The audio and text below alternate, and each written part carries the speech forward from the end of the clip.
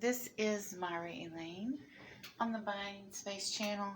Today I'm reading from the Adult Bible Studies, The Life of Faith, Spring 2023. And in the lesson this week, I came across a passage that has been misused and caused quite a bit of trouble for me personally and for my child. I'm reading in Mark. The reading for the 13th was Mark 9:20 through 24. I'm going to read the entire passage, and then I'll talk to you about what has happened here and what is happening in our society today. When they came to the disciples, they saw a great crowd around them, and some scribes arguing with them. When the whole crowd saw him, they were immediately overcome with awe. They ran forward to greet him. They asked him, "What are you arguing with them?" Someone from the crowd answered him, "Teacher, I brought you my son. He has a spirit that makes him unable to speak, and whenever it seizes him, it dashes him down, and he foams and grinds his teeth and becomes rigid. And I ask that your disciples to cast it out, and I ask your disciples to cast it out, but they could not do so." And he answered them, "You faithless generation, how much longer must I be among you? How much longer must I put up with you? Bring him to me." When the spirit saw him, immediately it convulsed the boy, and he fell on the ground and rolled about, foaming at the mouth. Jesus asked the father, "How long has he been happening to him?" And he said, "From childhood. It has often cast him into the fire and into the water to destroy him. But if you are able to do anything, have pity on us and help us." Jesus said unto him, "If you are able, all things can be done for the one who believes." Immediately the father of the child cried out, "I believe, help my unbelief." When Jesus saw that the crowd came running together, he rebuked the unclean spirit, saying to it, "You spirit that keeps this boy from speaking and hearing, I command you, come out of him. Never enter him again." After crying out and convulsing him terribly, it came out, and the boy was like a corpse, so that most of them said, "He is dead." But Jesus took him by the hand and lifted him up, and he was able to stand.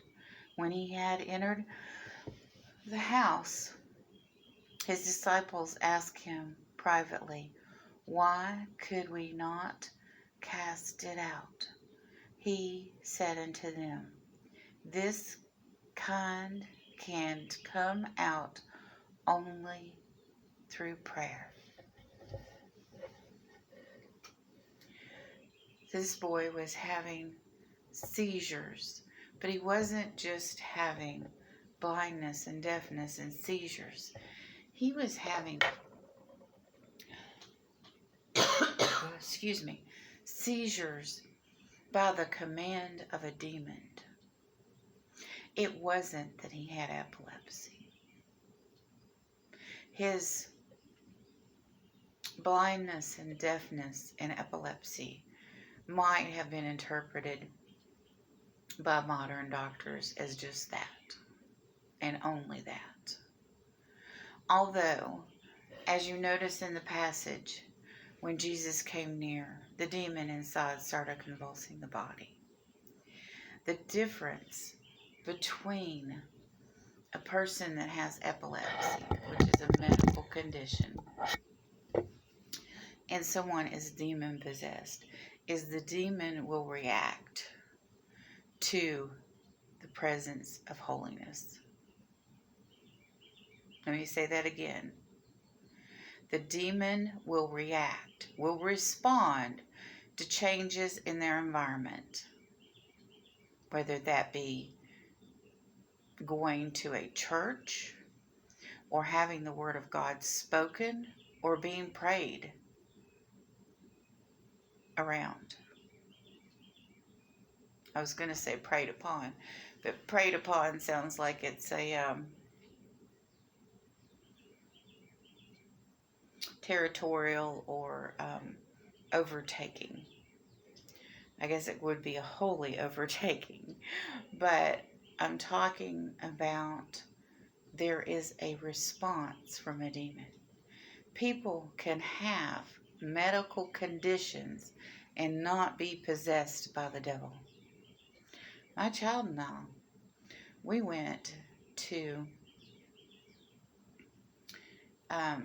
one of those fall festivals that has the corn maze and the hay rides, and we were on a hay ride with these 3 people who decided to try to pray the demon out of my child because they had autism.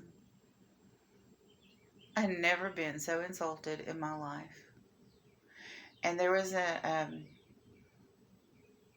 the couple that has the child was from fathering autism, and I told them about it, and they said, yeah, we get that occasionally. And they just shrugged it off and ignored it. I mean, I guess it would have been a better response. At the time, I was an atheist, but now that I'm Christian, I'm not any less insulted by the fact that someone assumed my child was possessed by the devil. My child is wonderful and innocent, and they are not evil in any way, shape, or form, and they are not possessed by demons. And just because there was this child in the Bible that had blindness, deafness, and epilepsy, these afflictions on this boy were from the devil. This was a demon possession. Not all people that have blindness, deafness, and epilepsy are demon possessed. People with autism are not demon possessed. They have a cognitive disorder. And we know exactly what it is from medicine and science. And I'm sure if a doctor had looked at this boy and said, this is inexplicable, because he would have realized that there was something going on here besides brain chemistry, besides misfired neurons, because this boy was made to convulse, to destroy him, to cast him into fire and water, and the demon in him reacted to Jesus. I'm not saying this doesn't happen in modern times, but those of you that go around assuming that every person that has epilepsy or any other cognitive condition, you need to be very careful. Do not put your disabled children or the disabled children of others through any kind of unnecessary ritual. Yes, take them to the doctor. Find out if there is a medical explanation. And if not, talk to your clergy. But do not take it upon yourself to try to cast out demons. It needs to be verified by someone that's trained to do that. Just don't go around praying on others because their child has a disability. Don't go around humiliating people. You have no idea what it's like to have a child that has behavioral problems because they have a cognitive disability. And then you add on that that you feel their child's demon possessed and you want to pray for them. Wow. Absolutely pray for them, but not for demon possession. Not saying that there's something evil in their child. That's just wrong. And there's absolutely, positively, and it's a sign of Christian love if you see a child with a behavioral problem or cognitive condition, to just silently pray to God for that child and that parent. Don't assume anyone is evil. That in itself is evil. That is the tool of the devil for you to be that judgmental, that assumative, just to walk upon someone who has a child with a cognitive condition and assume that child's possessed by the devil. If anyone else does that to my child, I'm probably going to act like I'm possessed by the devil, because that's wrong. That event from my child's early childhood has been traumatizing to me. You don't know what these children and their parents are going through. Don't assume anything. And if you offer prayer and the answer is no,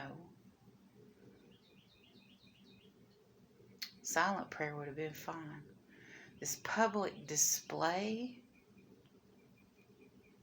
like this person's child's possessed by the devil, you're just assuming that? Oh no, that's not Christian. That's not friendly. That's your ego flaunting itself. That's the devil flaunting itself to be destructive.